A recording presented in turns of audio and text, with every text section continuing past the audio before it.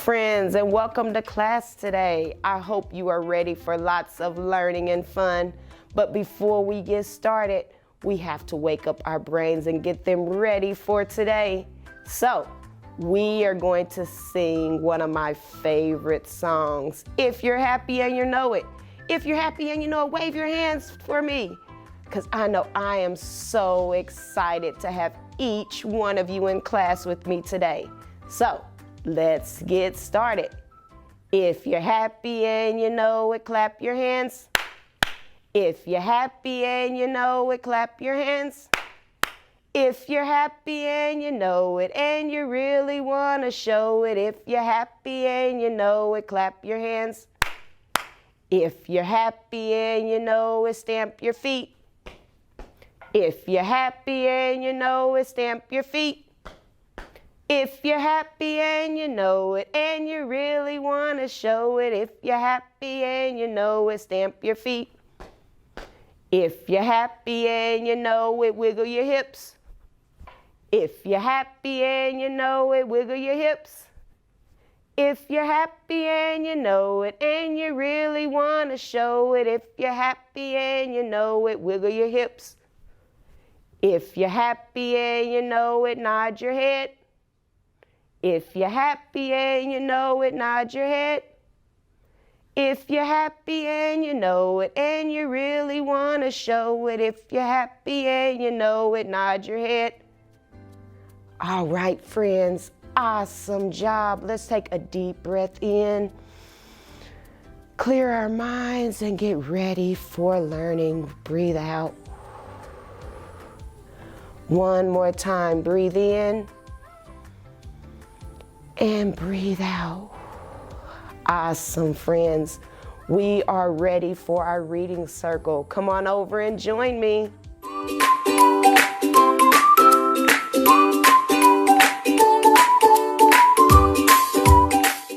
Hello and welcome to our reading circle today. Today, I have a super cool book that we're gonna read. It is The Littlest Valentine. How many of you all are the youngest in your family? That means you don't have anyone younger than you in your family. Well, that's the story that we have with our littlest Valentine. She's the youngest in her family and a lot of times gets looked over because she's so little. But we're gonna find out how she is able to help out her family. So come on and join me as we read our story, The Littlest Valentine. Emma Valentine was a girl. She lived with her family in a big city. There were many people in Emma's family, but she was the littlest one. Looking at her family, you can see she has all these family members. And then there she is, the littlest one.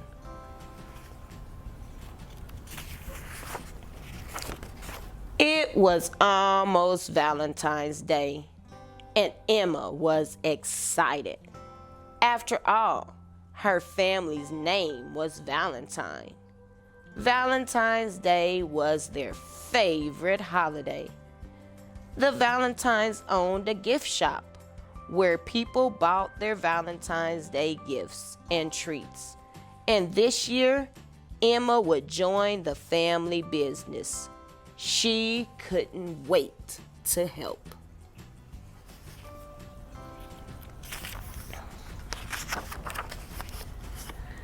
Emma joined her brother Elliot with the heart-shaped balloons. But there wasn't enough air in her little lungs to fill a balloon. Emma, are you okay? Elliot asked. You don't look so good. I'm fine, Emma wheezed. I think you're too little to help with the balloons, Elliot replied. Try making cards instead.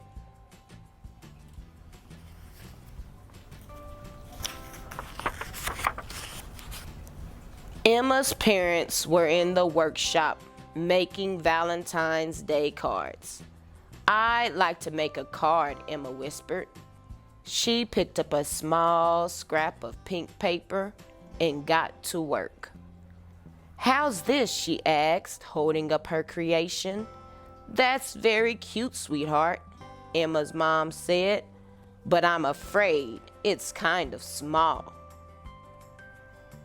"Want to try again?" her dad asked. "Or you could help Nana and Poppy."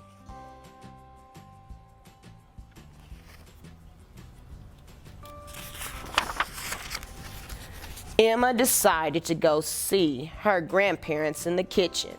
"Hello, Emma," Poppy boomed when she arrived. "Here to make some chocolates?" "Yes, I am," Emma smiled. She had a good feeling about chocolate making. Nana showed Emma how to squeeze chocolate onto a tray. Emma squeezed, but nothing happened. She squeezed harder. The tiniest drop of chocolate oozed out. Poppy handed Emma a truffle. "You should try balloons," he offered. "I already did," Emma sighed.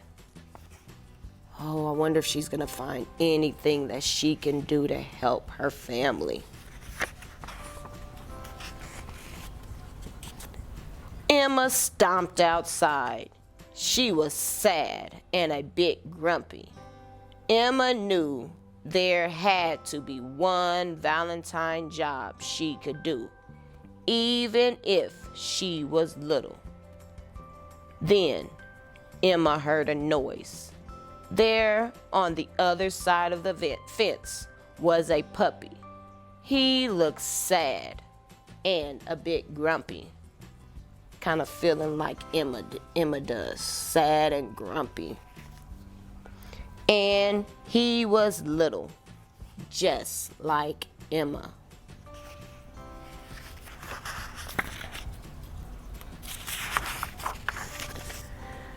Emma approached the fence, but the puppy backed away.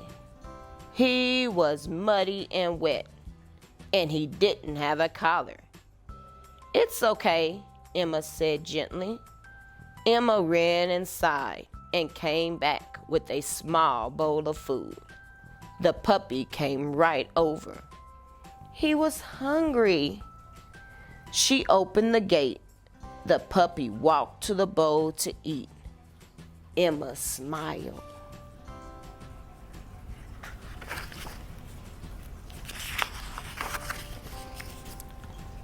Nana and Poppy came out to see what was keeping Emma so busy. "Can we keep him?" Emma asked her grandparents. "Maybe," said Nana. "Let's call the animal shelter first and make sure no one is looking for him." Emma led the puppy into the house. She ran a warm bath with extra bubbles, while Nana called the animal shelter. Emma scrubbed and scrubbed. Soon he was shiny and clean.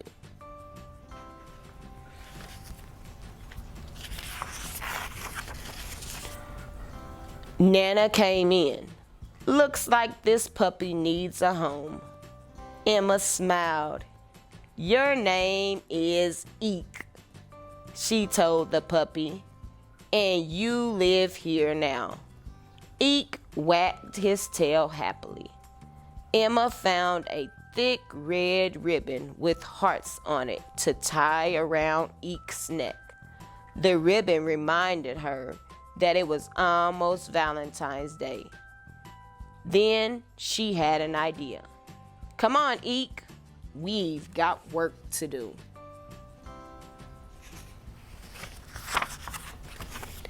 Emma went into the kitchen and asked Nana and Poppy for help. They set to work making heart-shaped dog treats. Eek was the taste tester. Before long, the whole Valentine family was gathered in the kitchen, filling bags of treats for the gift shop.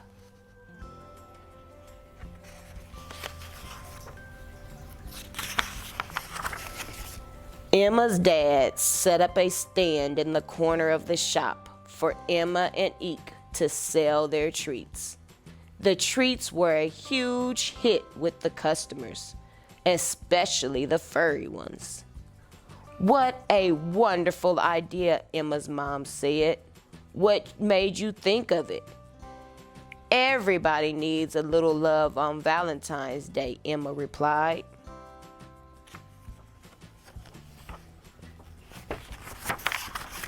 Emma had found her special Valentine's job after all. But more than that, she also found a special friend. Wow. So in this book, we find Emma was getting sad and upset because she couldn't find her niche. She couldn't find what she was good at, how she was going to help her family at their shop. So what happened? She went outside and she saw a dog and found out the dog was hungry. So she took the dog in, gave him a bath, and gave him treats, and found out that she could make dog treats to sell to their customers. So she didn't give up when everybody was turning her away because she was too little to do the jobs. She found something that she could do, and her family helped her with that. So what you all are gonna do today is, for your activity, you're gonna make a card. You can make a card for whoever you want to show them how much you love them. It can be for your mom, your dad, your grandma, your grandpa, whoever you want to make a card for. You can make a card for them to show them how much you love them. I hope you enjoyed our story today, and I'll see you next time. Bye-bye.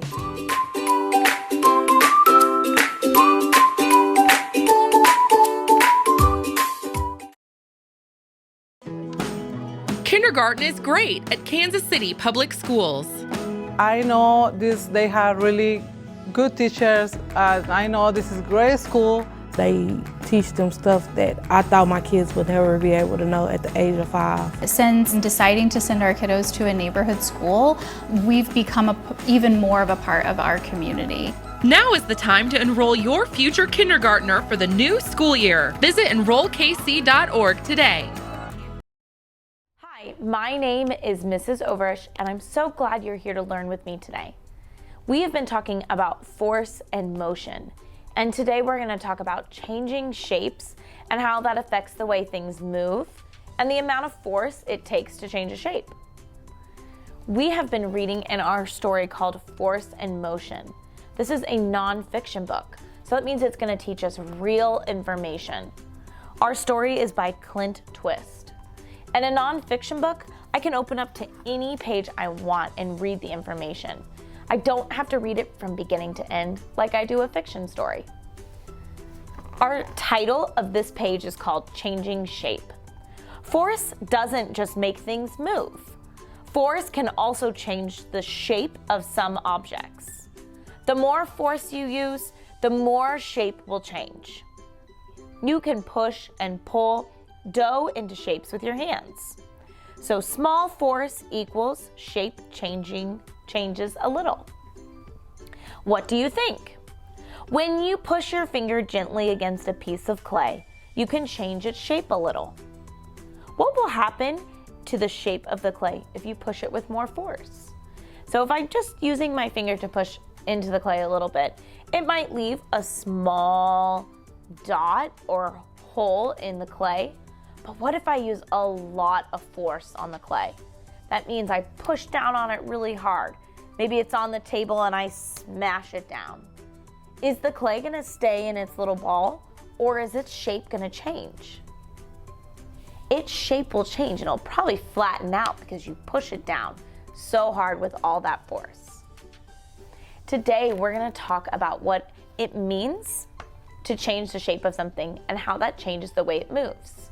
Today, we're gonna use paper and change the shape of our paper to see if I can get the paper to move different lengths. When I look at my paper, I have just a flat, normal piece of white computer paper, but I want my piece of paper to go all the way to the other side of the room. So let's see if I can change its shape to see how it's gonna change the way it moves. So when we're gonna do our first one where I'm not gonna change the shape at all, I'm gonna leave it just like this. Do we think the paper is gonna move far? Is it gonna stay close to me? Let's see what happens. I'm gonna try and throw my flat piece of paper. I didn't use a ton of force to move my paper, but my paper didn't go very far at all. It kind of just landed right in front of me. What do you think happens if I make the paper smaller? I can change its shape by making it smaller. I can make my paper smaller by just tearing it in half. Do you think this smaller piece of paper is gonna move farther, about the same, or maybe even closer to me? Let's see, I'm gonna use the same amount of force to throw. That was about the same. So changing the size of it maybe didn't help. What if I take my paper and I fold it? Do you think that will help make the paper move any differently? Maybe I wanna fold it in half and fold it in half again. Now my paper is a little bit smaller, but I didn't get rid of any of it. I just folded it up to make it smaller. Let's see if I use that same amount of force, how far my paper is gonna go. Remember, I want it to go all the way across the room. Let's see what happens. It didn't go any farther than the ones that were just plain and flat. I wonder if it being flat is what's keeping it from going very far. How can I change the shape of my paper so that it's no longer flat? What can I do to my paper to make it look no longer like a flat piece of computer paper? What could I do? What if I crumbled the paper up into a ball?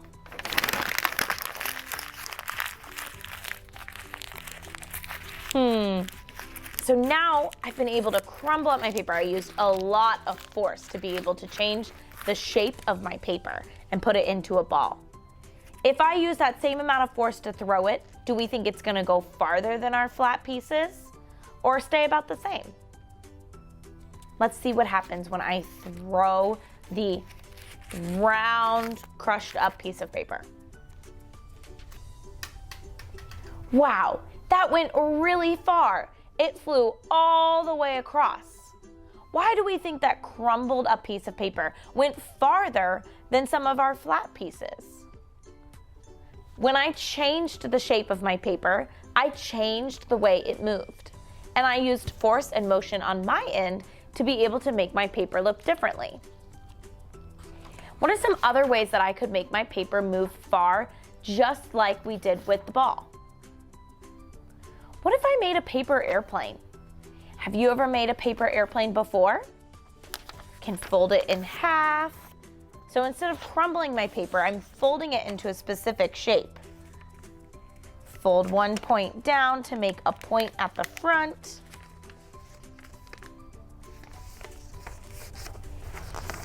And fold it across to make some wings. Sometimes paper airplanes can move really far. Sometimes paper airplanes don't go very far. Depends on how you build them. Here's my paper airplane. It's a pretty simple one. Do we think that this paper airplane is gonna fly as far as the ball? Or do you think it's gonna stay about the same as the ones that were flat? Because there are some flat pieces on this paper, just like the ones that are on the floor in front of me. Let's see what happens. I'm gonna use about the same amount of force to throw the paper. Wow, that flew all the way over by the ball. So it flew just like the ball did. Why do we think both of those were able to fly in a specific direction when these just kind of fell in front of me? Those had a nice shape to them that shows motion that goes fast. So our ball and our paper airplane are able to move really smoothly through the air to make a fast motion of paper. I want you to ask for a couple pieces of paper from an adult at home and try this activity yourself. What are some other ways that you can make your paper move really far? Were you able to crumble up the ball and throw it really hard across the room? Maybe ask an adult to help you make a paper airplane. Maybe you can come up with a different way to change the shape of this paper to get the paper to move farther than I did. Thank you so much for coming and talking with me today about force and motion and changing the shape of something and how that changes its motion. My name is Mrs. Overish, and I'll see you next time.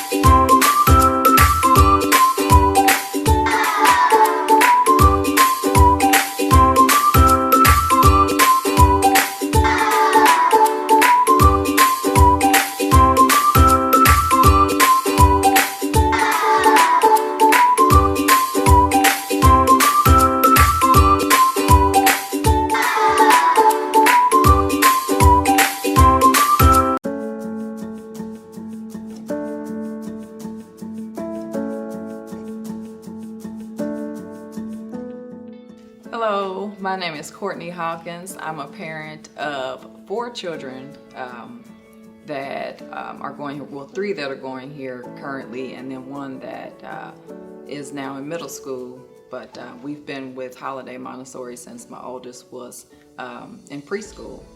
And probably one of my favorite things about this school is just the family environment. I love coming in the school and hearing, hi, Miss Hawkins, and then just the care of the teachers let you know that your children are well taken care of.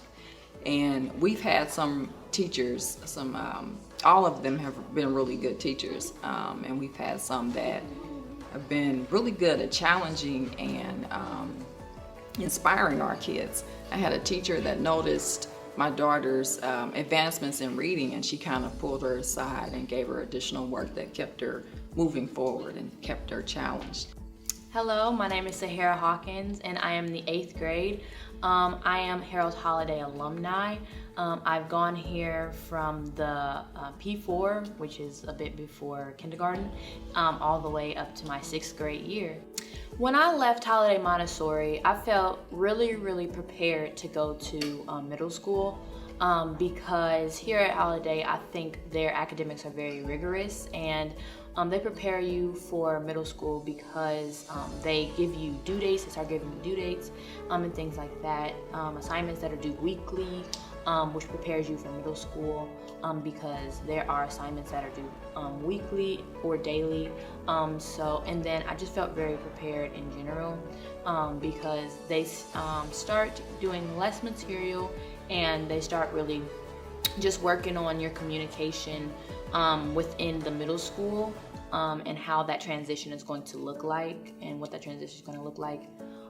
So I just felt really prepared and like I was going to have a good transition in middle school. We also have a teacher that my oldest son has right now that noticed some of his interests and encouraged him in that to do some research, thus combining the passion and the learning together. So we really are appreciating the teachers that our kids have had. Hello, my name is Joshua and my grade is 5th. My name is Micah and my grade is 1st. I like my teachers because they're nice.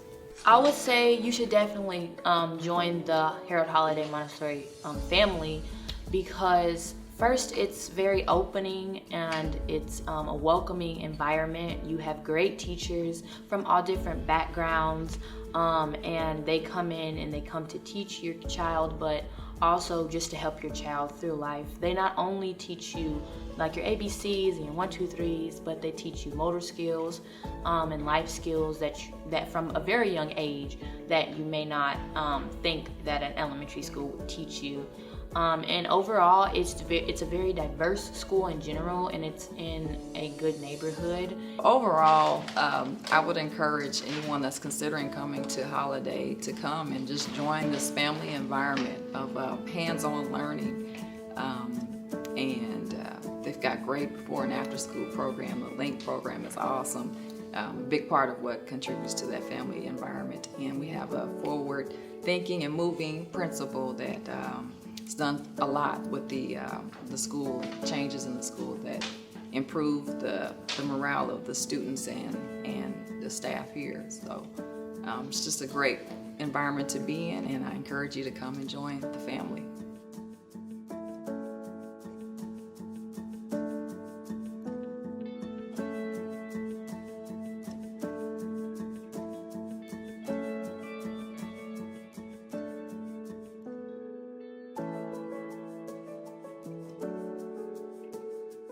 Thank you for visiting Holiday Montessori School. If you'd like more information about our fine Montessori program, please call 816-418-1950 and we'll schedule a one-on-one tour with you. We look forward to sharing with you more about the great things that are happening here at Harold Holiday Montessori School.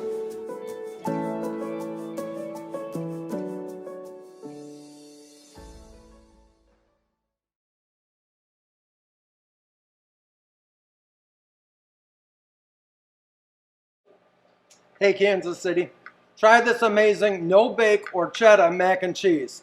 What do you think of that?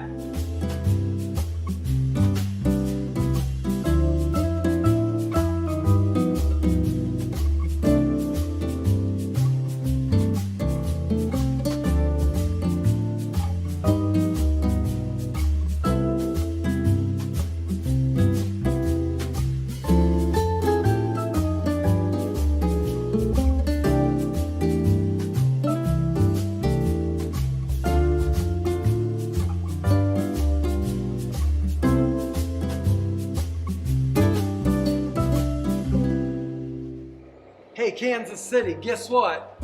We're at the Cardinal Cafe at Manual Career Technical Center, and today we are going to make an amazing no-bake macaroni and cheese. You can even call it fake macaroni and cheese, which might make it an impasta. Okay, here we go. So this is orchetta pasta. Okay, you can use any kind of pasta you want in macaroni and cheese. I really like the orchetta, so guess what? We're gonna get some salt in our water back here, because when you're boiling pasta, your water should taste like the ocean. And believe me, if you're in the ocean, you really don't want to taste it. Hey, we're gonna get our pasta going.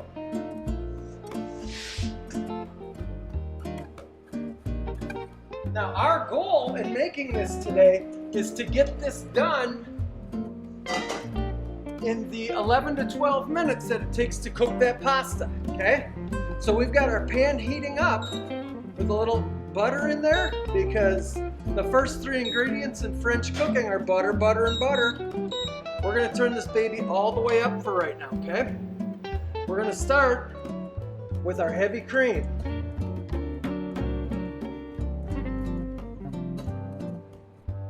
Okay, we've got heavy cream and butter in our pan.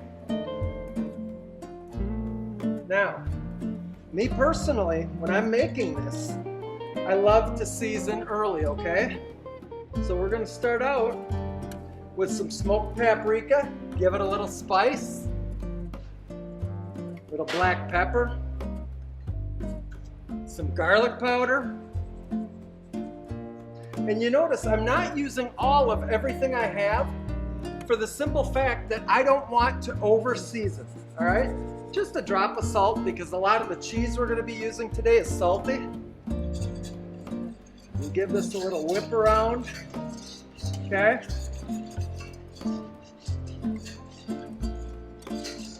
And what's gonna happen is that this cream is going to get real close to boiling. And we're gonna go ahead and we're gonna get our cheese in there. Now honestly, today our cheese is a lot of cheese that we have in the fridge. Let's see if we have some smoked provolone, some pepper jack, some American, some cheddar, some mozzarella. You don't have to go out and buy a bunch of cheese. You can use what you have at your house, okay? Let's give our pasta a little stir. Woo, it's boiling good.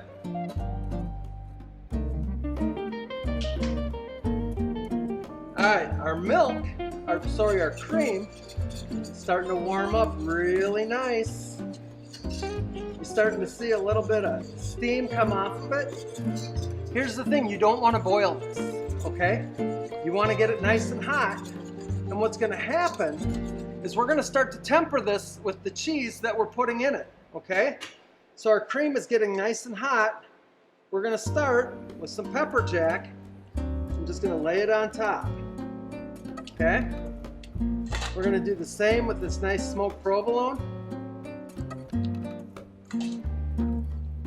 We're going to give her a little stir up here. And this cheese and the fact that our cream is reducing is what's going to thicken this sauce.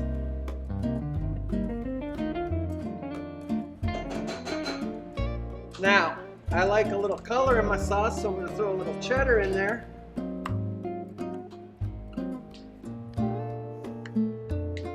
Okay, we're going to get that moving around.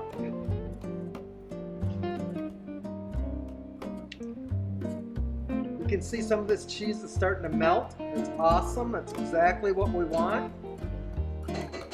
We need to do a quick spin around. Hit our pasta quick.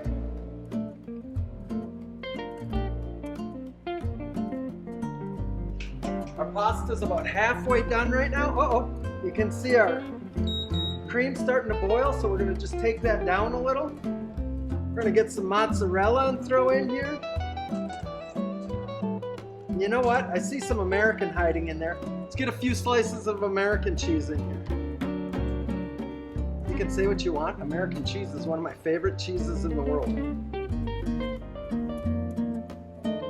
Okay. Just going to keep this moving around, bring our heat down a little. So as you look at this cheese sauce is really starting to thicken up nice. And to tell you the truth, I don't think we want to add any more cheese to this due to the fact that we're still going to have our starch on our pasta. We can switch back to our whip right now and just start bringing that together real nice. Okay, we're just going to stir it up. I'm telling you, you can smell that smoked paprika in there. It smells so nice.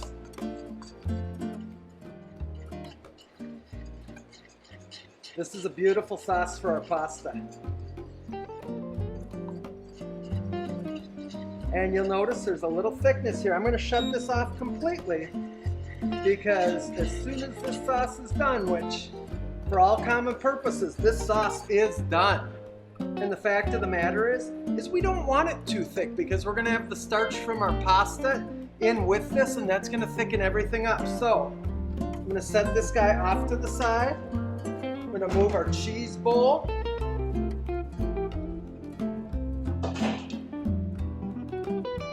We're going to get in and give this pasta a stir. Have a look at it, see what's happening.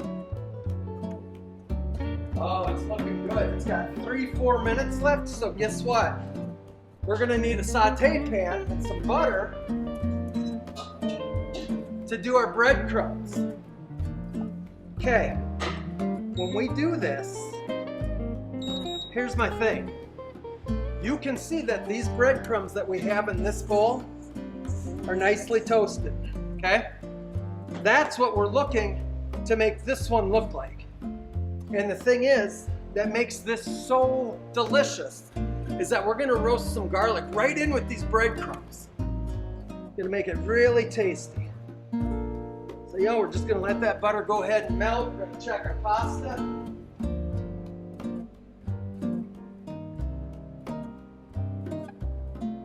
pasta's looking like 2 to 3 minutes out. It's still pretty yellow.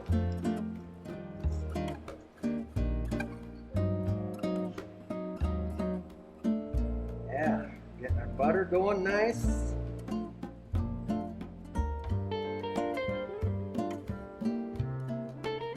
Now, here's the thing.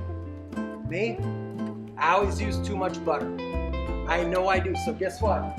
We're gonna grab our butter pot off the stove, and we're gonna salvage a little bit of this butter. Ta-da! All right, so we've got our butter going. We're gonna go ahead and hit it with our garlic. You can hear that garlic getting a little sizzle in there. That's what we want. Now, our breadcrumbs for the topping, we're gonna use about that much, okay? That's maybe 2 cups. But guess what? We have to keep these breadcrumbs moving, because if we don't, we're gonna burn them up. And that's the last thing we want. Okay? This process takes just a couple minutes. You know, we're up on really nice high heat. Okay? Shake them up a little. Get them down in the bottom of our pan where that nice caramelization is going to happen.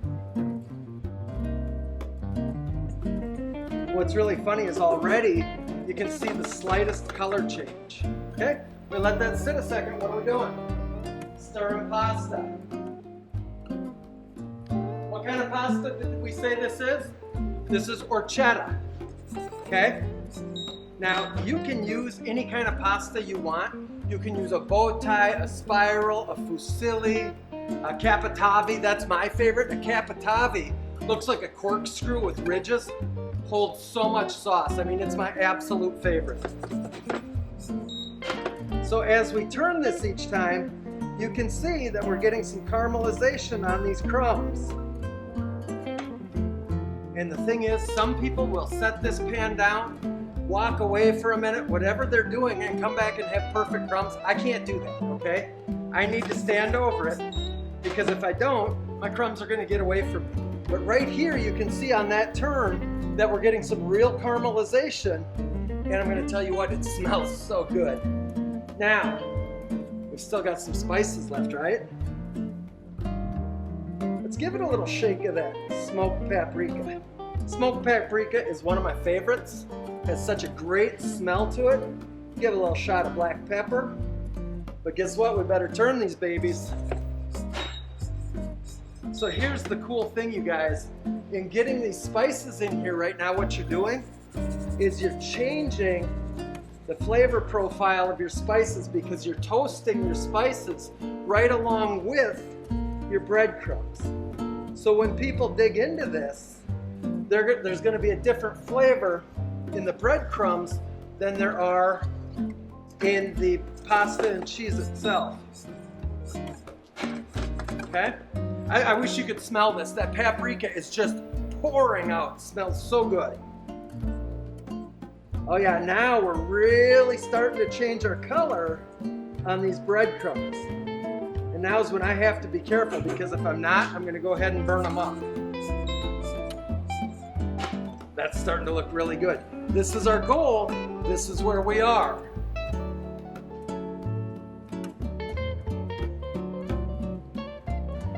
Guess what? That orchetta is looking amazing. We're gonna shut it down and we're gonna let it sit there for a minute before we drain it.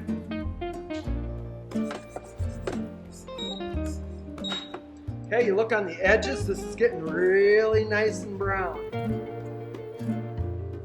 And again, you know, this dish is for if you don't have room in your oven at Thanksgiving or Christmas. You can literally make this dish minutes before you eat. This isn't something that has to cook all day. You may want to use a spatula instead of just tossing them. I toss them because that's the way I was taught when I was a kid at the little joint called the Sportsman. You know, we used to turn hash browns, omelets, you name it. Okay, we've got 2 minutes left here, so I'm going to tell you what, I'm going to shut this off. And this is where I usually make my mistake. I'm gonna grab this pasta and get it drained. Nope, I'm not gonna leave it on the heat. You know, the fact of the matter is that if you know yourself the way I know myself, I have to take it off. But the thing is, we have to watch out for residual or carryover cooking because this pan is still very warm, okay? And you look at these right on the edge, we've got some really nice dark breadcrumbs. The fact of the matter is we're setting this on a cold stainless steel table because we're trying to impede that cooking process or slow it down now. Okay, let's get some pasta. Yeah, we better take a towel for that baby. She's feeling pretty hot.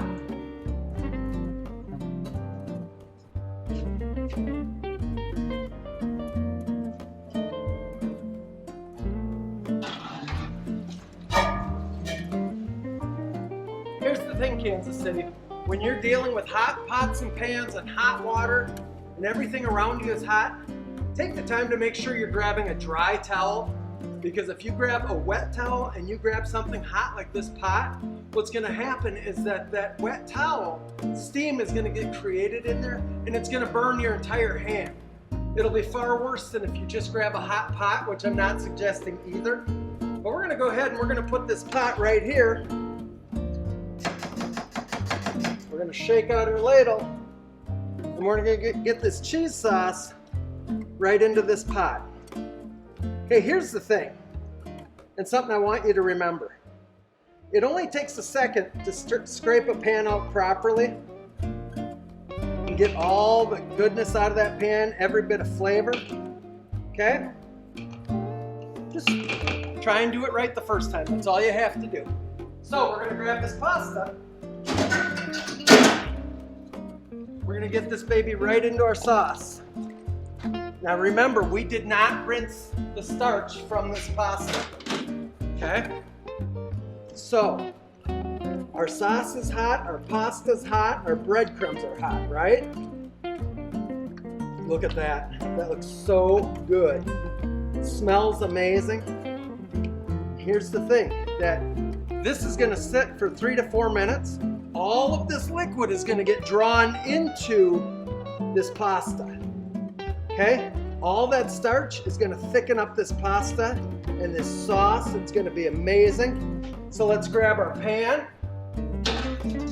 Always remember, give your pan a little spray. Okay, your dishwasher will thank you. Or if it's like here, I'm the dishwasher, I'll be very happy about it. Okay. Look at this. We're going to scrape out all this sauce. Get it right in there. We're going to spread that out nice, okay? We're going to set this guy over. Now, here's our first batch of breadcrumbs, okay? Pretty yummy, but look at this. This batch of breadcrumbs is gorgeous, okay? This is what you want on your no-bake pasta. We're just going to go in. And we're just going to start shaking a little on there, okay?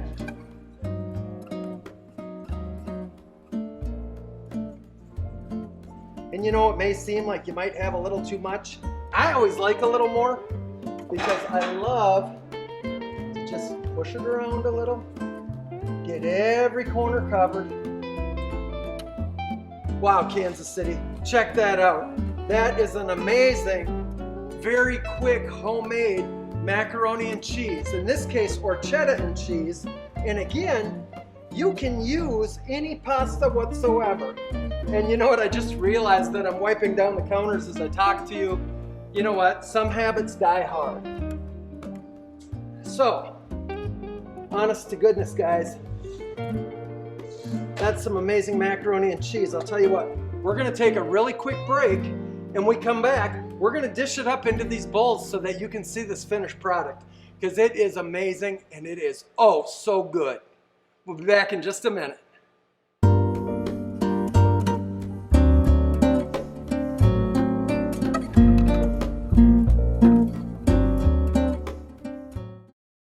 I chose manual because it's challenging and fun, and it can help me with college. I chose manual because I wanted to get a jump start in my career with culinary arts. I chose manual to acquire skills I'd use in real life. I chose manual because I want to be an ER doctor, and being an EMT is my first step. Kickstart your future today at Manual Career and Technical Center. Manual is open for all 11th and 12th grade students in both Kansas and Missouri. Learn more today at enrollkc.org/manual or call 816-418-5200.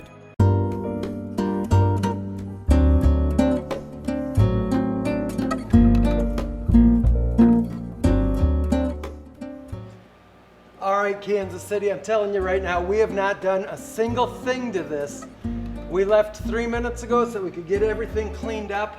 Guess what? We're back. We're gonna dish this up into these nice boats on these plates. But really, this bread topping honestly looks like it just came out of the oven, and I could not be touching this if it were just fresh out of the oven, okay? This is really just a little two-pot deal that you can do and get onto your Thanksgiving or Christmas table that quick, okay? Let's dish this up and see how it looks. Oh man, this is amazing.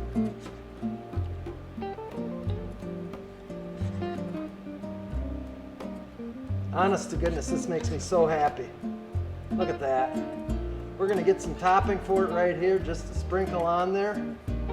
But I'm telling you what, that is amazing. And really, I wish you could smell how nice and garlicky it is.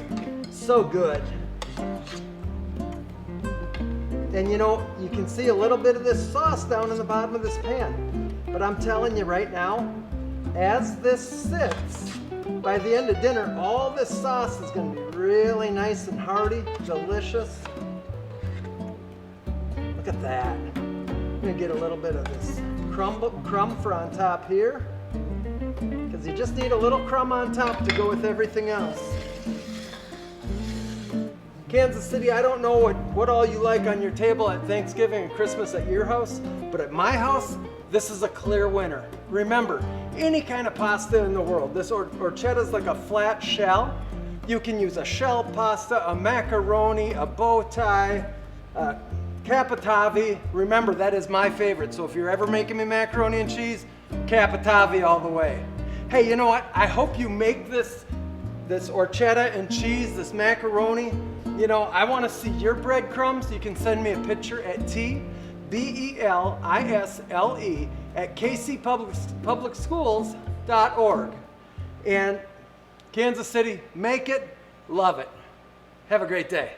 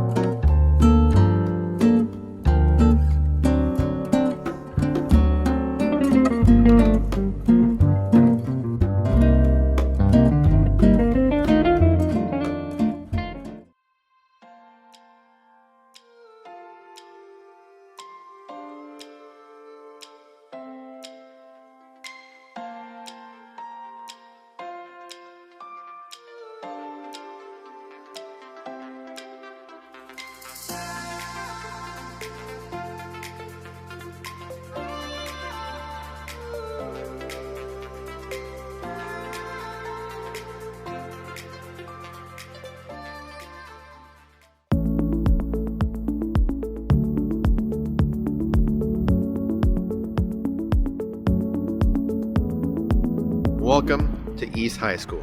My name is Louis Sinahosa, and I am the principal. I'm looking forward for you to learn all about our East Bears, and thank you for taking the time to visit with us. At East, we serve students in 9th through 12th grades. We first opened our doors in 1924 to serve high school students on the east side of Kansas City. With more than 50 plus languages and countries represented at our school, East is one of the largest and most diverse high schools in Kansas City. Our mission is to ensure each student reaches his or her fullest potential as a learner. With literacy as our focus, our goal is for all students to be successful and gain valuable experience throughout their high school career. After graduation, our students go on to be successful in either college or the career of their choice. We put a focus on learning through a 21st century lens. To prepare students for life beyond high school, we have specific college and career pathways which include agriculture, health science and bioscience, nursing, engineering, teaching, EMT, law and public safety, construction, barber and cosmetology, computer science, culinary, and more. Students can graduate with their industry-recognized credential in their chosen pathway and have job options upon graduation. East offers traditional high school classes, advanced placement, and dual credit courses. In addition, we offer Early College Academy where students attend Metropolitan Community College, Penn Valley where they can graduate with both their high school diploma and associate's degree. We welcome immigrants and refugees into our school. With a high level of English language learners, or ELL students start in small group instruction to help them quickly get up to speed with their counterparts. They will have ongoing ELL support to ensure they are successful throughout high school.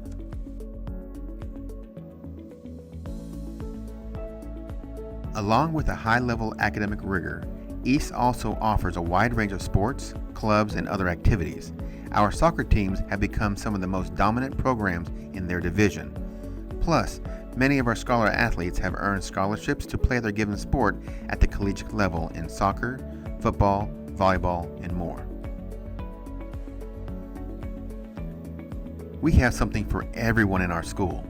Students can be part of junior ROTC, art, instrumental and vocal music, or take a variety of electives. Plus, we offer activities including bike club, dance, debate, newspaper, student council, yearbook, and more. At East High, we believe each student has untapped potential. Students have opportunities to visit colleges, universities, and other post-secondary institutions, as well as participate in job shadowing and internships related to their career interests.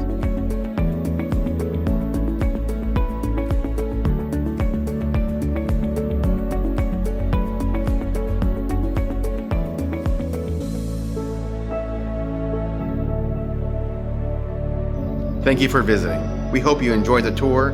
If you want to learn more about East, please call us at 816-418-3125. Go Bears.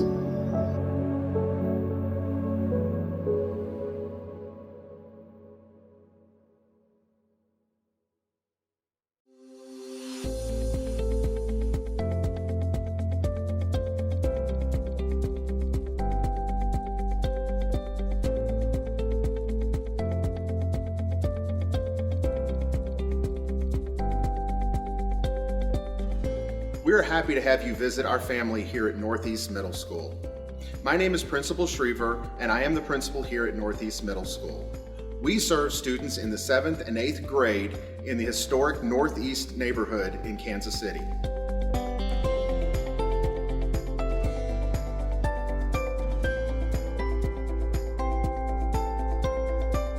Welcome to Northeast Middle, the home of the mighty Titans.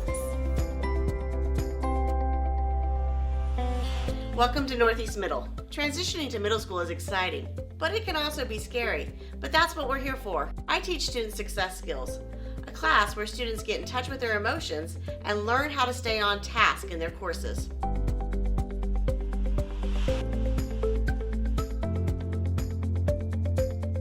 Hello, my name is Mirna Naya. I am the parent liaison at Northeast Middle School.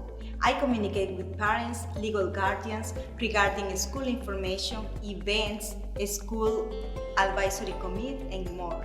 I love interacting with students' families every day.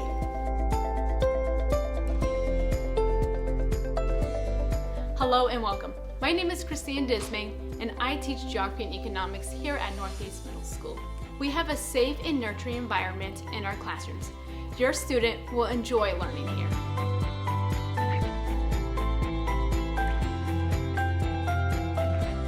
Hi, I'm Laura Culp. I'm an 8th grade math teacher. Welcome to 8th grade.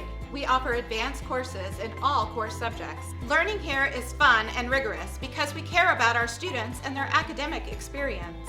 Northeast Middle School students are successful and prepared for high school.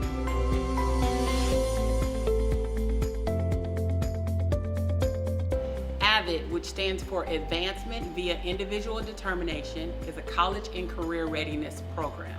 Students develop the skills they need to be successful in college starting in middle school. Most students continue their AVID course throughout high school with the same group of peers.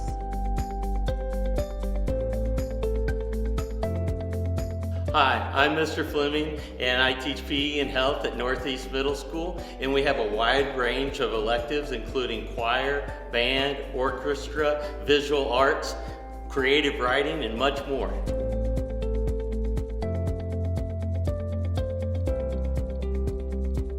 Hello, my name is Kenneth Moore, and I teach 7th, 8th grade choir. Our goal is to ensure our students get the very best academic opportunities. Our students maintain a well-rounded experience.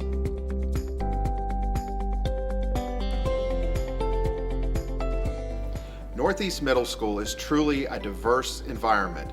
We have scholars from all over the world, and we have as many as 30 languages spoken in our building at any given time. To celebrate the diversity in our building, we host an international festival so our scholars can get a true taste of the world.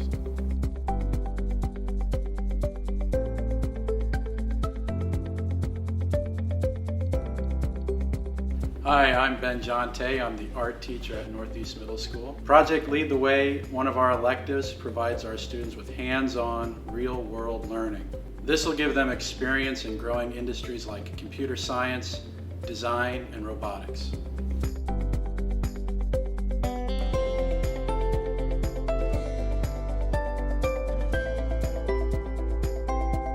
Hello, I'm Ms. Shepherd, and I'm the athletic director here at Northeast Middle School. Here at Northeast Middle School, we offer variety sports for boys and girls, including basketball, track and field, soccer, wrestling, swimming, cross country, flag football, cheerleading, and volleyball.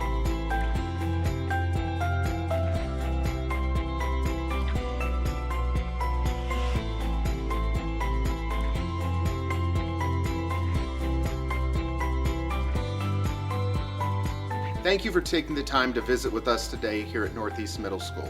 To learn more about our campus or to request a personal tour, please call 816-418-3400. We look forward to sharing with you more of the exciting things occurring at Northeast Middle School.